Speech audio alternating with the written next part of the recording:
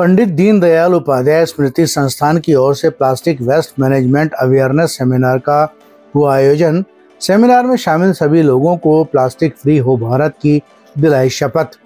JLN मार्ग स्थित इंदिरा गांधी पंचायती राज auditorium में plastic free green Jaipur clean Jaipur के नारे के साथ पंडित दीनदयाल उपाध्याय स्मृति संस्थान की ओर से सेमिनार का आयोजन किया गया। सेमिनार के मुख्य अतिथि कैबिनेट मंत्री झाबर सिंह खर्रा रहे। इस मौके पर प्लास्टिक की बोतल को रिसाइकिल करके बनाए गए कपड़े के थैले भी बांटे गए। आए हुए सभी अतिथियों को प्लास्टिक फ्री भारत बनाने की शपथ भी दिलाई। कैबिनेट मंत्री ने कहा कि डॉक्टर विनय शुक्ला और मधु शर्मा द्वारा प्लास्टिक फ्री अभियान चलाया जा रहा है। इस अभियान से हर व्यक्ति को जुड़ना चाहिए और प्लास्टिक से हो रहे नुकसान से दुनिया को बचाना चाहिए। राष्ट्रीय अध्यक्ष डॉक्टर विनोद शुक्ला ने कहा कि पंडित दीनदयाल उपाध्याय स्मृति संस्थान द्वारा पूरी दुनिया में काम कर रहा है। मधु शर्मा ने कहा कि संस्था की स्थापना 1993 में की गई थी, जो आज वट वृक्ष बनकर तैयार हो चुका है।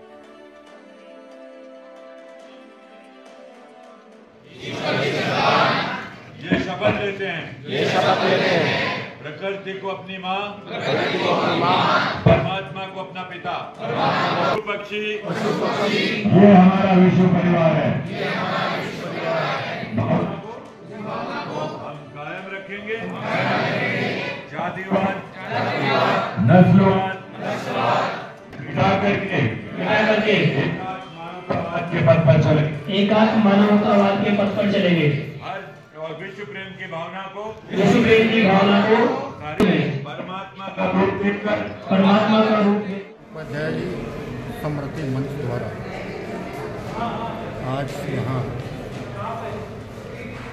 ग्रीन जयपुर क्लीन जयपुर अभियान के अंतर्गत एक कार्यशाला का आयोजन किया, जिसमें पैनलिस्ट भी अपने विचार रखेंगे। ये बहुत कटु सत्य है कि आज की तारीख में पर्यावरणीय असंतुलन और बढ़ते प्लास्टिक प्रदूषण हमारे लिए बहुत बड़ी समस्या बन चुकी है। और पिछले कुछ समय से माननीय प्रधानमंत्री जी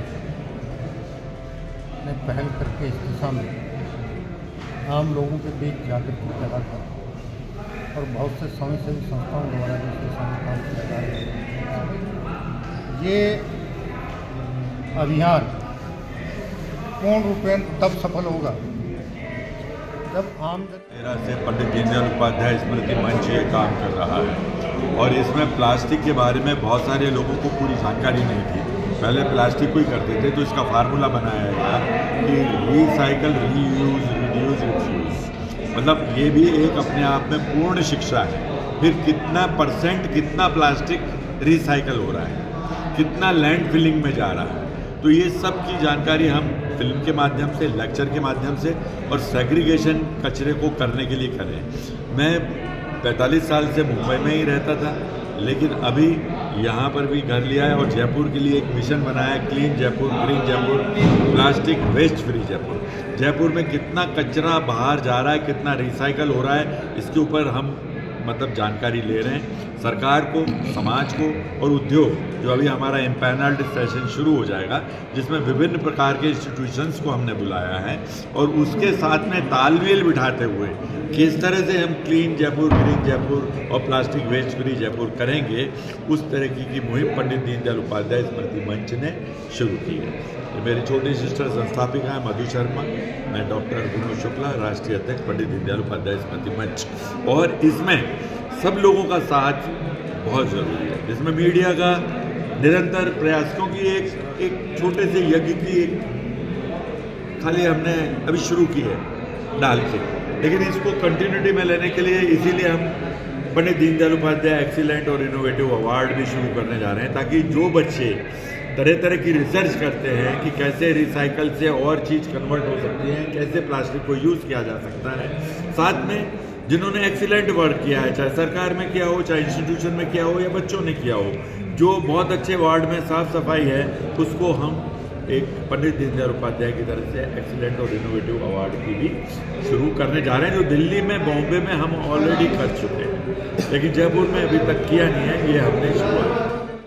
आज जो ये सेमिनार हो रहा है ये सिंगल यूज़ प्लास्टिक के लिए हो रहा है और इस तरीके की मुहिम हमने पूरे देश के अंदर और विदेशों में चला रखी है। और आज जो गुलाबी नगरी है इसको हम कचरा मुक्त, जो प्लास्टिक कचरा मुक्त भारत का जो पंडित दीनदयाल उपाध्याय जी का सपना था, जो प्रधानमंत्री जी मोदी जी का सपना है, उसको लेकर के हम इस कार्यक्रम को लेकर के जा रहे हैं।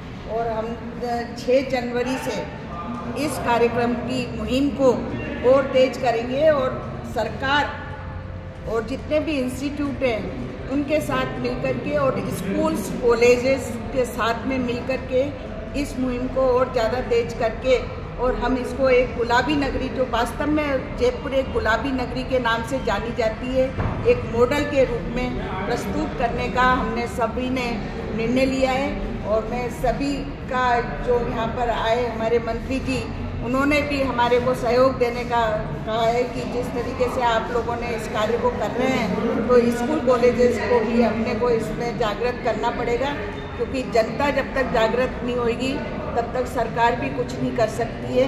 तो हम सभी ने निर्णय लिया है कि इसको आगे ले जा कर के हम इस कार्य को करें और इस हवन के अंदर पूर्ण आहुति दें। मैं सभी से आह्वान करती हूँ, सभी जनता से आह्वान करती हूँ कि आओ हम सब साथ चलें और इस मुहिम में अपनी भागीदारी निभाएं। जय हिंद, जय भारत।